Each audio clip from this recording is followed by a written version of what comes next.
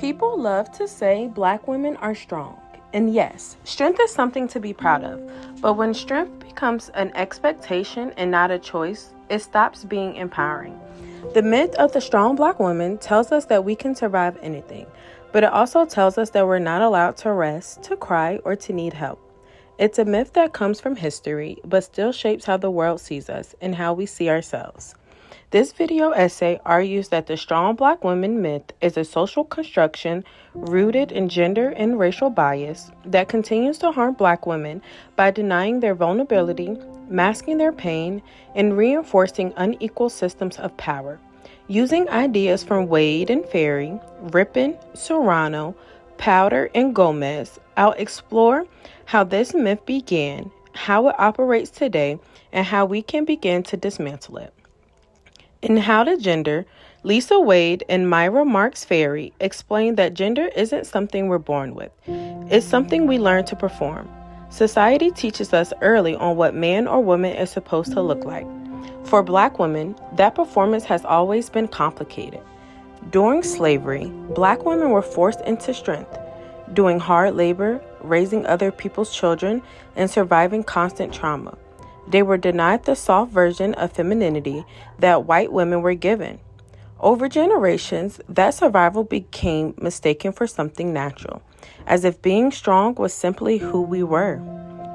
And Gina Ripon's The Gendered Waters in Which We Swim helps make sense of that. She says we live surrounded by gender ideas the way fish live in water, so familiar we don't even see them. Those waters include the belief that Black women don't need care, that we can just keep pushing through. That's why it's so hard to challenge. We've been swimming in these waters for centuries, taught to equate worth with how much we can handle. Even within our communities, we sometimes glorify that toughness, not realizing it keeps us from healing. Carlos Andres Gomez in Guys Club talks about how boys are taught to reject anything seen as feminine. That same mindset affects how women are treated too.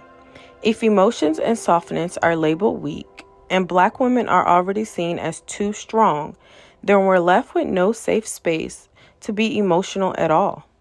We're taught to hold it together, no matter what, in relationships, in work, even in pain. When we do speak or break down, we're seen as dramatic or angry instead of human. This double standard keeps the myth alive. And Ruth Potter's Sisterhood is Complicated reminds us that womanhood isn't one single experience. Many feminist movements focus on gender without really addressing race or class, which means Black women often fall through the cracks. We face the pressures of sexism and racism while being told to stay strong through it all. Then Julia Serrano in Blind Spots help us explain why this keeps happening.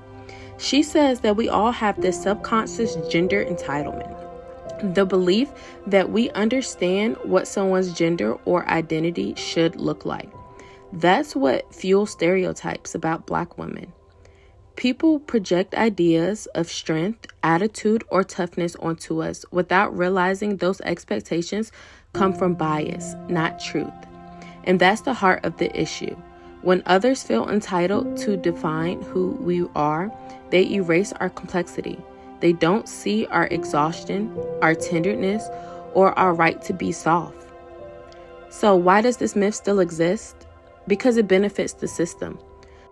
Like Wade and Ferry say, gender rules don't just organize people, they protect power. Society depends on women, especially Black women, doing emotional labor and holding communities together, often without recognition or rest. And Ripon's water metaphors reminds me that most people don't even question it. They don't see how deep this myth runs. It's so normalized that even we as Black women sometimes feel guilty for not being strong enough. We might push ourselves to exhaustion just because vulnerability feels like failure.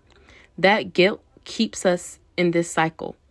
The world expects strength. We deliver it, and the cycle continues. Our pain becomes invisible because people assume we can handle it.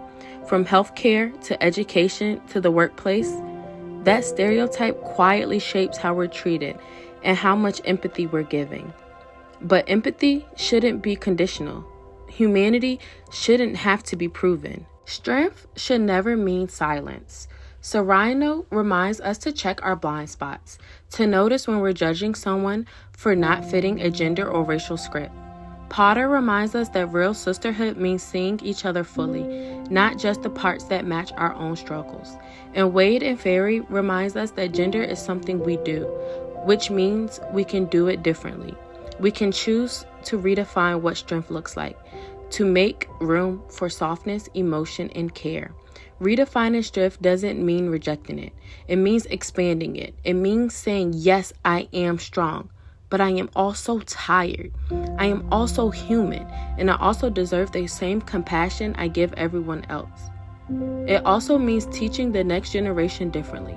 We can teach young girls that it's okay to cry. We can teach young boys that caring isn't weakness. We can remind our communities that rest isn't laziness, it's healing. If we start to challenge these messages early, we can build a future where being a Black woman doesn't automatically mean being a pillar for everyone else. The strong Black woman myth might sound positive, but it limits who we're allowed to be. It was born out of survival, but survival shouldn't be the only story we get to tell. By understanding how gender, race, and power connect through what these writers teaches us, we can finally start to let go of the idea that being strong means never breaking. Because real strength is about never failing. It's about having the space to heal and the freedom to be fully human. So, to educators, include the voices of Black women in the classroom, not just when discussing pain, but when discussing power, joy, and creativity. To friends and family, stop praising strength when it comes from suffering. Offer support before someone has to ask. And to Black women, let's give ourselves permission to rest, to feel, and to be seen as whole. Because we are not superhuman. We are strong, but we are also soft, loving, and worthy of care.